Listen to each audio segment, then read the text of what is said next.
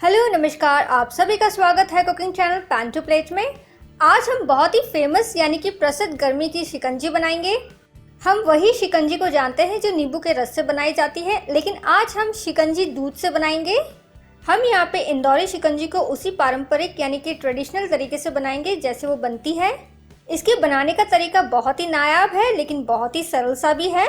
अगर आपको मेरी ये रेसिपी पसंद आए तो डेफिनेटली लाइक, सब्सक्राइब, शेयर और नोटिफिकेशन बेल बटन ऑन करना ना भूलिए डेली रेसिपीज अपडेट के लिए। तो चलिए बनाना शुरू करते हैं बहुत ही फेमस इंदौरी शिकंजी। हमने यहाँ पे 200 ग्राम दही लिया है।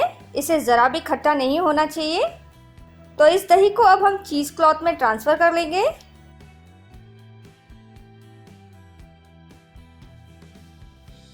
और इस तरीके से हम इसे दबाएंगे ताकि जो थोड़ा पानी है वो निकल जाए। अब हम चीज़ क्लॉथ को बांध देंगे अच्छे से और इसे हम नल की वहाँ पे टांग देंगे ताकि धीरे धीरे पानी जो है वो ड्रिप हो जाए। हमें दही में थोड़ी सी नमी रखनी है। हमें पूरी तरह से दही को ड्राई नहीं कर देना है, यानी कि उसमें से पूरी तरह से पानी नहीं निकालना है। बस थोड़ा सा पानी रहना चाहिए, यानी कि नमी रहनी चाहिए। तो जब तक दही में से पानी निकलता है हम आगे की तैयारी कर लेते हैं। हमने यहाँ पे 1 लीटर भैंस का दूध लिया है। आप चाहो तो गाय का दूध का भी इस्तेमाल कर सकते हो। इसमें हम 1/4 कप शक्कर डाल देंगे।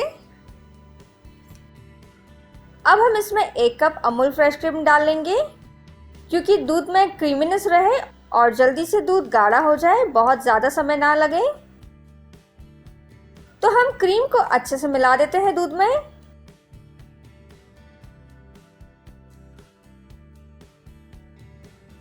हमने यहाँ पे क्रीम को अच्छे से मिला लिया है दूध में। अब गैस हम ऑन कर देंगे।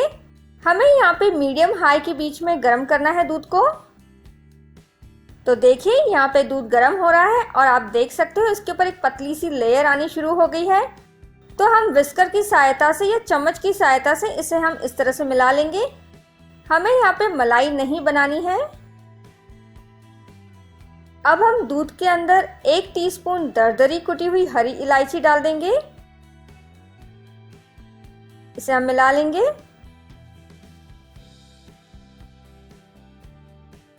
हमने यहाँ पे आधा टेबलस्पून केसर लिया है और 1/4 कप गर्म दूध में डाल दिया है और अच्छे से मिला लिया है। तो इस केसर के दूध को भी हम इसमें डाल देंगे।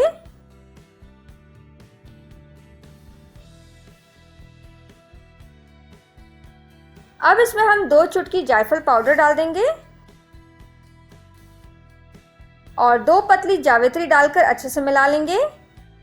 हम यहाँ पे गैस को यानी कि आंच को मीडियम हाई के बीच में ही रखना है और हमें यहाँ पे दूध को करीबन 25% तक कम करना है। हमें 50% तक नहीं कम करना है, तो मात्र 25% ही कम करेंगे हम इसे। और हमें रेगुलर इंटरवल ऑफ टाइम यानी कि नियमित अंतराल पर इसे चलाते रहना है।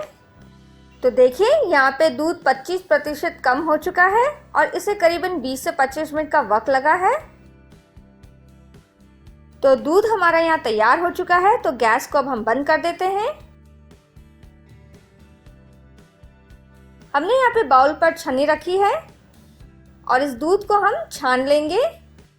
दूध के अंदर काफ़ी अच्छा फ्लेवर आ चुका है, बहुत ही अच्छी खुशबू भी आ रही है। तो दूध को हमने अच्छे से छान लिया है और इसे अब हम हटा देंगे। तो इस गर्मा गर्म शिकंजी को हम ठंडा होने रख देंगे फ्रिज में। हमें करीबन 3 से 4 घंटे इसे फ्रिज में रखना है ठंडा होने के लिए। तो हंग दही तैयार हो चुकी है।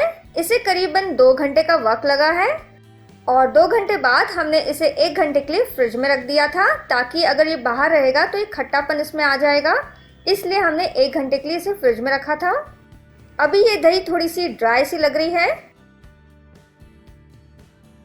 इसमें हम 1/4 टीस्पून कुटा हुआ इलायची पाउडर, 1 टेबलस्पून शक्कर का पाउडर डाल के अच्छे से हम मिला लेंगे और हमें इसे तब तक मिलाते रहना है जब तक ये मुलायम सा ना हो जाए। हमें इसे 10 मिनट तक फेंटते रहना है। तो देखिए ये मुलायम सा हो चुका है और बहुत ही क्रीमी सा हो चुका है। किसी कारणवश अगर ये दही मुलायम ना हो तो इसमें आप 1.5 टेबलस्पून पका हुआ दूध डाल सकते हो। और अच्छे से इसे मिला के मुलायम बना लें। तो यहाँ पे माठा तैयार हो चुका है। अगर आप ये दही के प्रोसेस को स्किप करना चाहती हो, यानी कि आप नहीं चाहती हो कि ये दही का प्रोसेस आप करें, तो आप दुकान से रेडीमेड श्रीखंड लेकर आ सकते हो, चाहे फिर वो इलायची का फ्लेवर हो या फिर केसर फ्लेवर हो। तो यहाँ पे श्रीखंड तैयार हो चुका है और आप देख सकते हो दूध भी ठंडा हो चुका है। हमने इसे फ्रिज में से निकाल लिया है। आप देख सकते हो दूध की जो ऊपरी लेयर है काफ़ी गाढ़ी सी हो चुकी है। तो इसे अब हम अच्छे से मिला लेते हैं, यानी कि फेंट लेते हैं।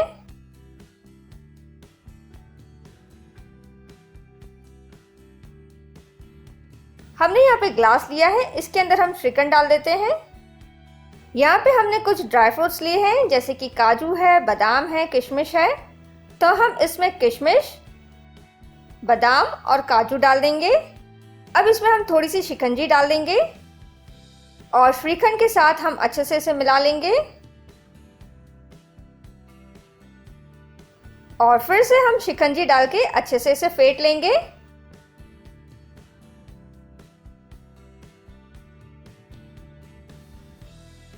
तो इंदौरी शिकंजी तैयार हो चुकी है। इसे हम ग्लास में ट्रांसफर कर लेंगे। आप चाहो तो श्रीखंड को डायरेक्टली शिकंजी में डाल के मिला सकते हो और फिर फ्रिज में रख सकते हो। और जब भी आपको शिकंजी पीनी हो तो ग्लास के अंदर ड्राई फ्रूट्स डाल दीजिए और शिकंजी डाल दीजिए। तो अब हम इंदौरी शिकंजी को बादाम से सजा लेते हैं और थोड़े से केसर से। तो ये शानदार, लजीज और स्वादिष्ट ओरिजिनल तरीके से बनाया गया इंदौरी शिकंजी आपको ज़रूर पसंद आया होगा। आप ज़रूर घर पे ट्राई कीजिएगा और आपका मूल्य फीडबैक दीजिएगा। शुक्रिया, धन्यवाद।